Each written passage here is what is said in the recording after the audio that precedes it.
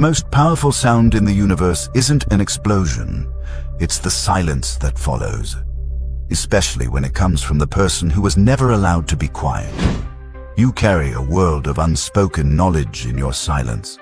For years, you've been the emotional sanctuary for others, absorbing their chaos so they could find peace.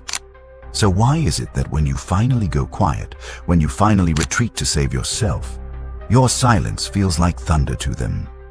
What if I told you this withdrawal isn't an act of weakness or surrender? It is a sacred rebalancing. It's a force of nature that reveals the uncomfortable truth of who was really holding the world together. We're about to explore why the empath's quiet exit is the most devastating and transformative act of power. Not because it's cruel, but because it forces everyone to finally face the reflection in the mirror you've left behind. This is the story of what really happens during an empath's quiet exit. And I promise you, it's nothing like what you think. Because the person who's been invisible their entire life, they're about to become the most dangerous force anyone ever underestimated. You know what's fascinating? The people who hold entire worlds together are often the ones no one notices. Until they stop. Think about it. There's someone in your life right now who's always been there. The one who remembers birthdays, who checks in when you're struggling, who somehow makes everything feel safer just by existing. They don't demand attention, they don't create drama, they just give. But here's what most people don't realize. That person didn't choose to be the eternal helper. They were trained for it. Carl Jung, the brilliant psychologist who mapped the hidden territories of the human mind, called this the helper persona. And persona, by the way, literally means mask. This isn't their true face. It's a sophisticated survival mechanism they constructed, often in childhood when love was conditional and safety was scarce. Picture this. A little kid learns that the only way to secure love is to become indispensable, to manage everyone else's emotions, to be the one who fixes, who soothes, who carries the family's pain so others don't have to. That child grows up wearing this mask so long, they forget it's not actually their face. You've been the emotional infrastructure of other people's lives. Think about infrastructure for a moment. Roads, bridges, electrical grids. Nobody notices them until they fail. The empath is the psychological equivalent of a foundation stone. Invisible, essential, holding up entire relational ecosystems without recognition or thanks. But Jung warned us about something crucial. A man cannot get rid of himself in favor of an artificial personality without punishment. When you identify so completely with being helpful that you lose track of who you are underneath, your psyche will eventually revolt. The helper role provides what psychologists call secondary gains, hidden payoffs that make it addictive. You get to feel needed, important, morally superior. You get to avoid your own pain by constantly focusing on everyone else's. You get to live in the safe, familiar territory of giving rather than risking the vulnerability of receiving. But here's the thing that's going to blow your mind. You weren't chosen for your kindness. You were recruited for your capacity to absorb pain. Think about the people who consistently seek you out.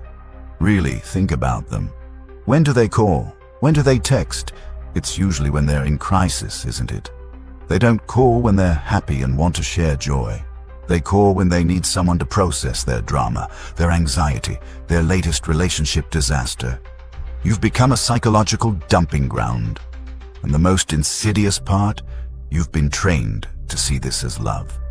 This is where it gets really twisted. Society applauds this role. Oh, you're such a good person.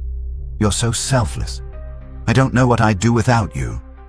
The world rewards the helper, making the mask even harder to remove. You get addicted to being needed because it's the only way you've learned to feel valuable. But your nervous system is keeping score.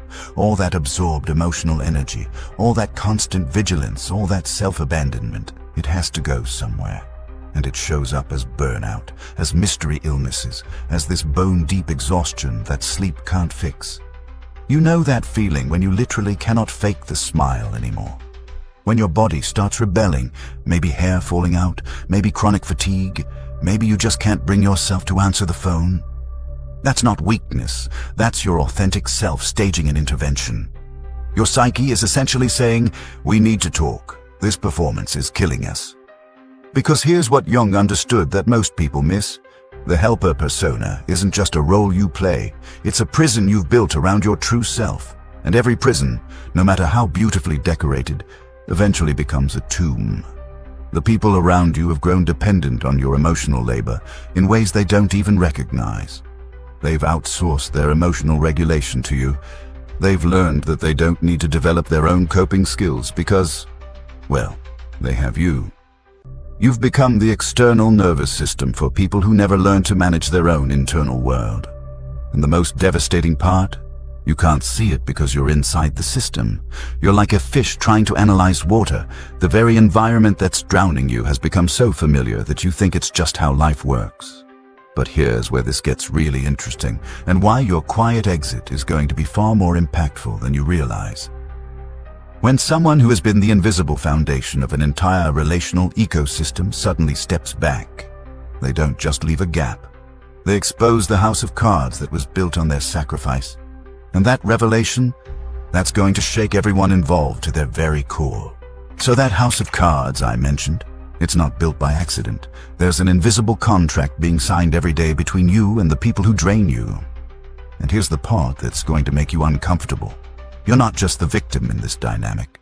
You're also the architect. I know, that stings. But stay with me. Think about the last person who really got under your skin. The one who always takes and never gives, who treats you like their personal emotional dumping ground, who somehow makes everything about them. Got someone in mind? Now here's the question that's going to change everything. What if they're not just using you? What if they're completing you? Jung discovered something revolutionary about human relationships. He found that we don't just randomly attract difficult people into our lives. We unconsciously seek out people who carry the parts of ourselves we've disowned and buried in what he called the shadow. Your shadow isn't your dark side. It's your disowned side. It's every part of yourself you learned was unacceptable, dangerous, or shameful. And here's the twist. Often, that includes your power. Let me paint you a picture. You, the eternal giver, have spent your entire life repressing your capacity for healthy selfishness. Your right to say no. Your permission to put yourself first. Your natural aggression that sets boundaries and protects your energy. Where did all that energy go? It didn't disappear. You projected it onto the takers in your life. The person who enrages you with their selfishness. They're living out your disowned capacity for self-preservation. The one who seems to effortlessly put themselves first. They're expressing the healthy narcissism you were never allowed to develop. The person who can say no without guilt. They're wielding the boundaries you've never learned to set. You didn't attract a narcissist by accident. You hired them to be selfish for you. This is what Jung called mutual shadow projection. And it creates what I call the symbiotic contract. It's an unconscious agreement that goes something like this. I'll be the good one, the selfless one, the morally superior one. And you be the bad one, the selfish one, the one who does what I'm too afraid to do. I'll carry your capacity for guilt and emotional depth, and you carry my capacity for self-interest and boundaries. Both of you get to remain psychologically incomplete. Both of you get to avoid the terrifying work of integrating your whole selves. But here's where it gets really twisted. Part of you needs them to be selfish. Because their selfishness gives you permission to feel like the victim, which is so much easier than taking responsibility for your own life. Their bad behavior justifies your martyrdom. Their taking validates your giving. You're not in love with the person. You're addicted to the dynamic. And the most insidious part? You get a secret thrill from their transgressions. When they act selfishly, part of you lives vicariously through their freedom. When they cross boundaries, part of you experiences the liberation you've never allowed yourself. This is why these relationships are so intoxicating and so impossible to leave. You're not just walking away from a person. You're walking away from the only way you've ever known to experience your own disowned power. Jung described this as falling in love with your own soul image. the missing parts of yourself projected onto another person. For women who've over-identified with being nurturing and soft, they often project their inner masculine power, their capacity for logic, decisiveness, and action onto partners who embody those qualities. For men who've been trained to be overly accommodating, they often project their inner vitality, their emotional fire, their capacity for passion and boundaries onto partners who seem to possess what they lack. You're not seeing them clearly, you're seeing your own potential reflected back at you. But here's the part that nobody talks about. This isn't actually love. Jung called it an unconscious narcissistic impulse. You're not loving them, you're loving the idea of completion.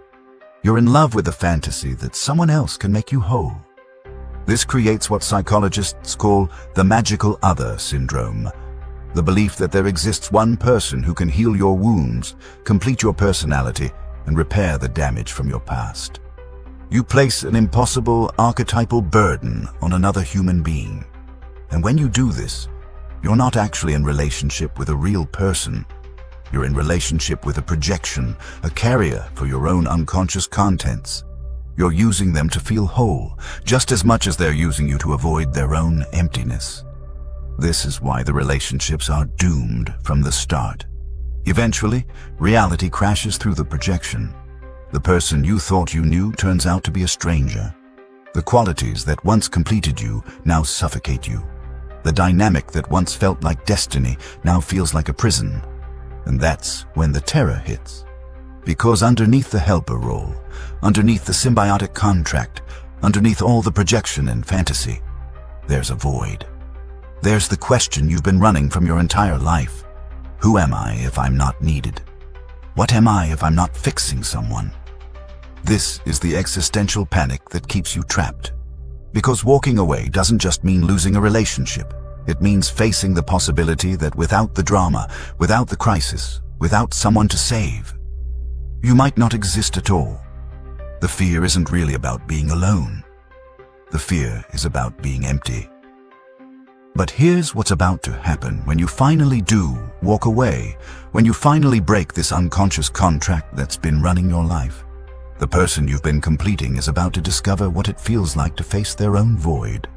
And the ripple effects of that confrontation? They're going to be far more devastating than either of you ever imagined.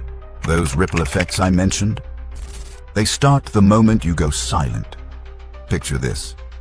The person who always had you on speed dial suddenly gets voicemail. The one who could dump their latest crisis on you anytime they wanted finds nothing. No response, no advice, no emotional cleanup crew rushing to their rescue. You've just unplugged their life support system. And their reaction is going to tell you everything you need to know about what this relationship really was. Watch what happens when you stop being available. Not dramatic, not angry, just unavailable. Suddenly, the person who barely noticed your existence when they didn't need anything becomes very interested in where you went. The texts get more frequent. The calls get more desperate.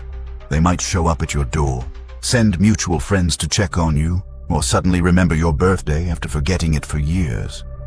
Their panic isn't about missing you, it's about missing their emotional supply, because here's what you've been to them, a human Xanax, a walking, talking anxiety reducer. When their world got chaotic, they could offload it onto you and walk away feeling lighter while you carried the weight. But now they have to sit with their own discomfort. They have to feel their own feelings, solve their own problems, regulate their own emotions. And for someone who's never developed those muscles, it's terrifying. You know what's fascinating? They'll get angry at you for having boundaries. Think about that for a second. Someone is angry at you for taking care of yourself. Their rage at your self-preservation is the most honest thing they've ever shown you about how they really see you. Not as a person with your own needs, your own limits, your own life to live. As a resource, as a service, as something that should always be available when they need it. And the people around you, the mutual friends, the family members who benefited from your peacemaking, they're going to pressure you to go back. Just talk to them. You're being too harsh. Can't you just forgive and move on? Their discomfort with your boundaries reveals how much they depended on your sacrifice too. Because your role as the family emotional manager, the friend group therapist, the workplace crisis counselor, it served everyone. When you absorbed all the drama, processed all the pain, fixed all the problems, it meant everyone else could stay comfortable in their dysfunction. Your silence doesn't just affect one person. It affects entire systems that were built on your emotional labor. But here's where it gets really wild. Your withdrawal doesn't just create chaos. It creates opportunity. Because when you stop enabling people's emotional immaturity, you force them to either grow up or find another source of supply. Some will choose growth. They'll be forced to develop their own coping skills, their own emotional intelligence, their own capacity to sit with discomfort without immediately offloading it onto someone else. Your exit becomes their invitation to evolve. Others will simply find a new victim. They'll seek out another empath, another helper, another person willing to sacrifice themselves on the altar of someone else's dysfunction. And honestly, that tells you exactly what they thought of you all along. You weren't special to them. You were useful. But here's the most important part. The part that's going to change how you see this entire experience. Your withdrawal of emotional supply isn't cruel. It's medicinal. Think about it this way. If someone was physically dependent on a drug, would the most loving thing be to keep supplying it, or to stop enabling the addiction even though withdrawal would be painful? Your emotional availability had become their drug. Your constant fixing, your endless patience, your willingness to absorb their chaos. It was preventing them from developing their own emotional immune system. By staying, by continuing to enable, by being their eternal safety net, you weren't helping them. You were keeping them dependent. And the guilt you feel about walking away, that's not your conscience speaking. That's your programming. That's the voice of a system that trained you to believe your worth comes from your usefulness to others. Real love sometimes looks like stepping back and letting people face the consequences of their choices. Real compassion sometimes means refusing to rescue someone from the growth their pain is trying to create. The most loving thing you can do is sometimes to leave. Because here's what your quiet exit is really doing. It's not just changing your life, it's initiating a transformation in everyone who depended on your sacrifice. Some will rise to meet it. Others will reveal their true nature by seeking easier prey. But all of them will be forced to confront a question they've been avoiding. Who are they when they can't use someone else as their emotional crutch? And that confrontation, that forced reckoning with their own emotional void, it's going to reveal something profound about the entire system you've been trapped in, and why your exit isn't just necessary, it's revolutionary. That revolutionary transformation I mentioned. It's not just happening to them, it's happening to you too. And this is where everything you thought you knew about yourself gets turned upside down. Because when you step back from that symbiotic contract, when you stop being everyone's emotional janitor, something uncomfortable starts to surface. You begin to see how your helping was sometimes hurting. I know that stings. But follow me here. Think about the people you've rescued over the years. How many of them actually changed? How many of them developed their own strength, their own resilience, their own ability to handle life's challenges? Or did they just become more dependent on you? Every time you rushed in to fix someone's problem, you robbed them of the opportunity to fix it themselves. Every time you absorbed their pain, you prevented them from learning how to process it. Every time you enabled their dysfunction, you participated in keeping them small. This is what Jung called the process of individuation, the psychological necessity of each person developing into their full, autonomous self. And you, in your well-meaning helpfulness, have been interfering with that process. Not maliciously, not consciously, but your rescue missions have been keeping people in a state of psychological infancy. You've been loving people in a way that keeps them weak. Here's the uncomfortable truth. Part of your identity was built on other people staying broken.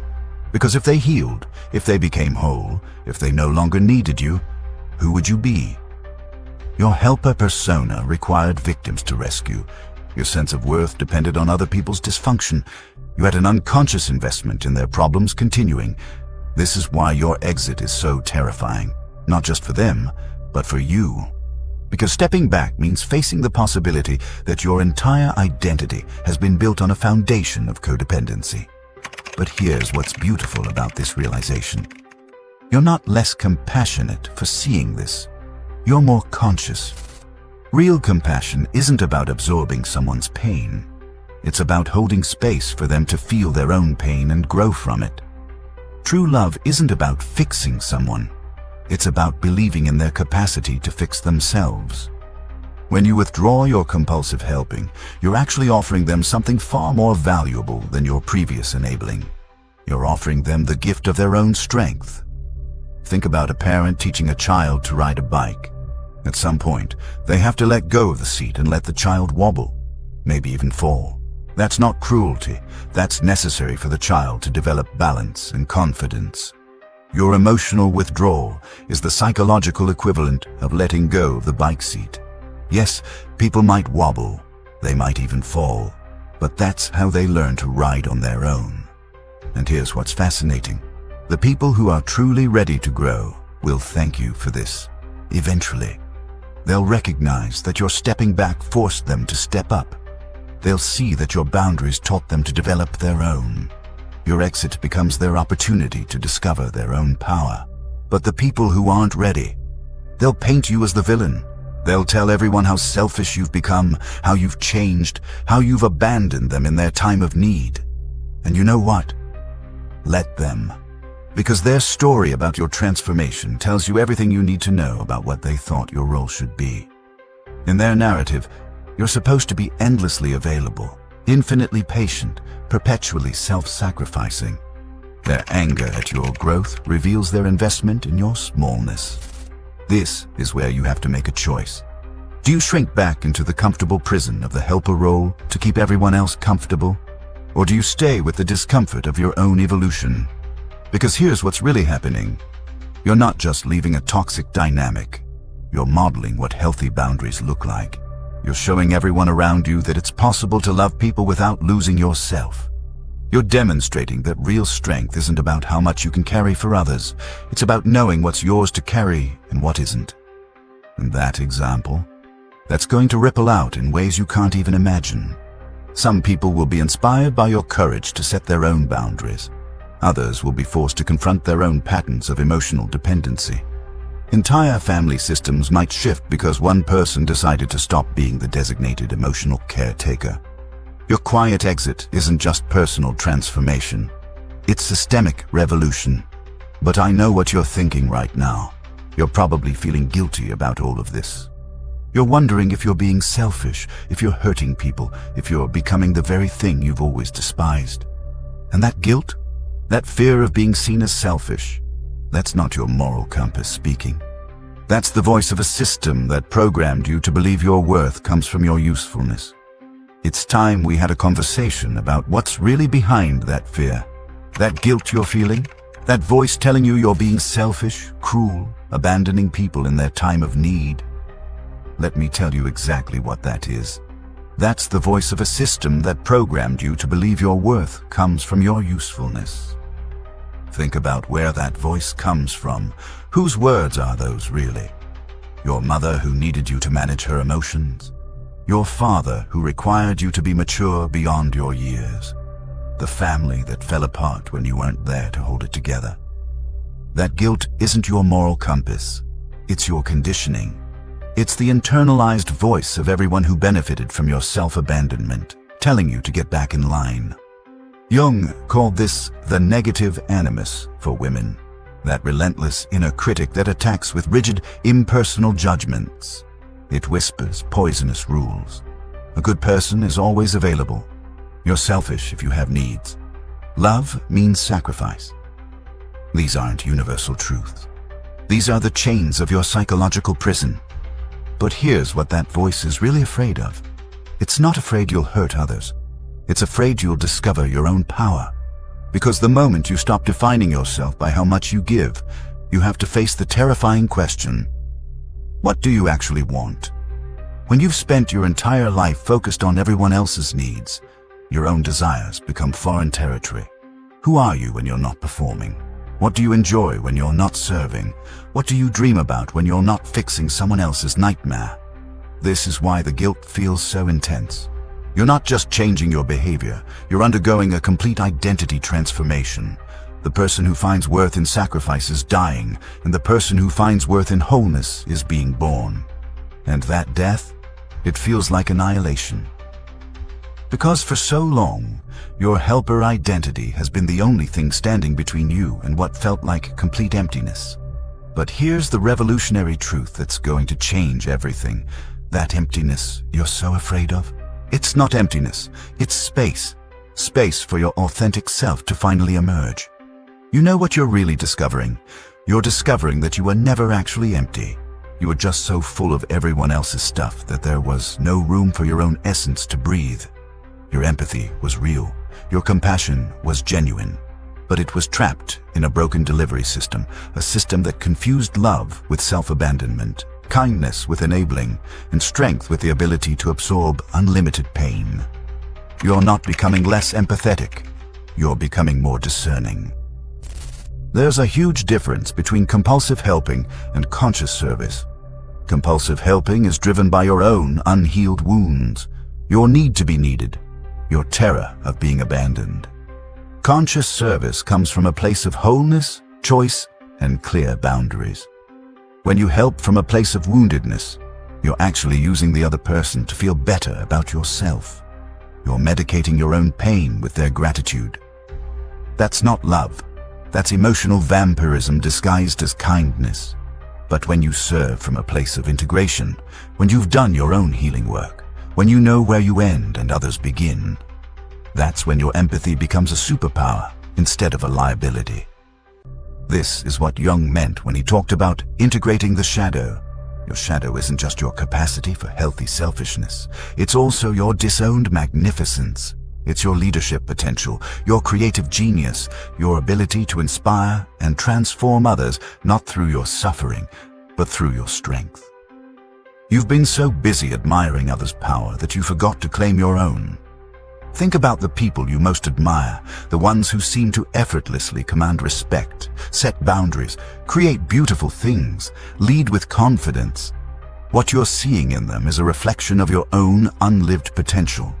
You can only recognize qualities in others that exist as seeds within yourself. But owning that gold, claiming that power, stepping into that magnificence, it's terrifying. Because with great power comes great responsibility. It's easier to stay small, to remain the helper, to live vicariously through others' achievements than to risk the vulnerability of your own greatness. The guilt you feel about setting boundaries isn't really about being selfish. It's about being afraid of your own power. Because once you stop shrinking yourself to make others comfortable, once you stop dimming your light to avoid outshining anyone, once you stop playing small to maintain the status quo, you become a living example of what's possible. And that example is dangerous to systems built on keeping people small. Your transformation threatens everyone who's still trapped in their own helper persona. Your boundaries challenge everyone who's still afraid to set their own. Your wholeness confronts everyone who's still fractured. You're not just healing yourself, you're modeling what sovereignty looks like. And sovereignty, true self-governance, the ability to rule your own inner kingdom with wisdom and compassion, that's what the world desperately needs right now. But sovereignty isn't the end of the journey. It's the beginning of something even more beautiful. Because when you learn to love yourself with the same intensity you once used to save others, when you direct that empathic superpower inward first and then outward from a place of overflow rather than emptiness, that's when the real magic begins. That magic I mentioned. It's what happens when you complete the full alchemical transformation, when you've taken the lead of your trauma and turned it into the gold of wisdom. The ancient alchemists understood something profound about transformation. They knew that to create gold, you first had to dissolve everything down to its essential elements. The nigredo, the blackening, the dark night of the soul you experienced when your helper identity collapsed. Then came the albedo, the whitening. Those first moments of clarity when you could see the dynamic for what it really was, without the overwhelming emotional charge. When you realized you weren't crazy, You weren't selfish. You were just finally seeing clearly. But this is the rubedo, the reddening, the return to life, the integration of everything you've learned back into the messy, beautiful reality of being human. And what emerges from this process? Not someone who's lost their empathy, but someone who's transformed it from a compulsive wound response into a conscious superpower. You know what the difference is between the old you and the new you. The old you felt everything. The new you chooses what to feel. Your empathy is no longer a wide-open wound that absorbs every emotional frequency in the room. It's become a finely tuned instrument that you can adjust, direct, and when necessary, turn off. When someone comes to you now with their crisis, you don't automatically absorb their panic. You don't immediately jump into fix-it mode. You pause, you breathe, you ask yourself, is this mine to carry? Is this mine to solve? Or can I offer something more valuable, my presence without my participation in their drama? You've learned the difference between empathy and enmeshment. And the people who truly deserve your energy, they can feel the difference immediately. Because you're no longer approaching them from a place of need. Your need to be needed, your need to feel valuable, your need to avoid your own emptiness. You're approaching them from overflow. You've filled your own cup first. You've done your own healing work. You've integrated your own shadow, reclaimed your own power, and learned to love yourself with the same fierce protectiveness you once reserved for everyone else. Now when you give, it's a choice, not a compulsion. The relationships that survive this transformation, they become deeper, more authentic, more reciprocal than anything you've ever experienced. Because you're finally showing up as your whole self, not just the helper fragment that everyone was used to. And the people who can't handle your wholeness, their discomfort with your transformation tells you everything you need to know about what they thought your role should be. But here's what's truly beautiful. Your example ripples out in ways you might never fully know. Every boundary you set gives someone else permission to set their own. Every time you choose yourself, you model for others that self-love isn't selfish. It's essential. Your children, if you have them, grow up seeing what healthy boundaries look like. Your friends start questioning their own patterns of self-abandonment. Your family begins to understand that love doesn't require sacrifice of the self. You become a walking example of what's possible when someone decides they're worth protecting. And your empathy, it becomes even more powerful than before. Because now it comes from a place of choice rather than compulsion. Now it's informed by wisdom rather than driven by wounds. Now it serves the highest good rather than enabling dysfunction. You can sit with someone in their pain without taking it on. You can offer support without offering solutions. You can love people without losing yourself in them. This is what Jung called the birth of the self. Not the ego that needs to be needed, but the integrated wholeness that can engage with the world from a place of sovereign love. Your quiet exit wasn't the end of your empathic journey. It was the beginning of your empowered one. Because the world doesn't need more wounded healers carrying everyone else's pain. The world needs more sovereign empaths who have learned to alchemize their sensitivity into strength, their wounds into wisdom, their trauma into transformation. You didn't lose your gift. You refined it. And that refinement, that transformation from compulsive helper to conscious healer, from wounded empath to integrated wholeness, that's not just personal evolution, that's spiritual revolution. You've learned the ultimate truth.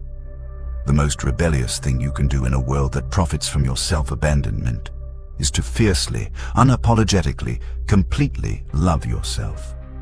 Your quiet exit wasn't revenge against those who took advantage of your empathy. It was the reclamation of your own soul. It was the birth of who you were always meant to be before the world convinced you that your worth lay in your usefulness to others. You are not here to be everyone's emotional support system. You are here to be the fullest expression of your own magnificent self. And that self, that integrated, boundaried, sovereign, empowered self, that's your gift to the world. Not your endless availability, not your compulsive helping, not your willingness to disappear into other people's problems. Your gift is your wholeness. Your gift is your example. Your gift is showing others what's possible when someone decides they're worth the difficult, necessary, transformative work of loving themselves completely. The empath's exit isn't an ending, it's a beginning, it's a birth, it's a revolution. And you're not just surviving it, you're leading it.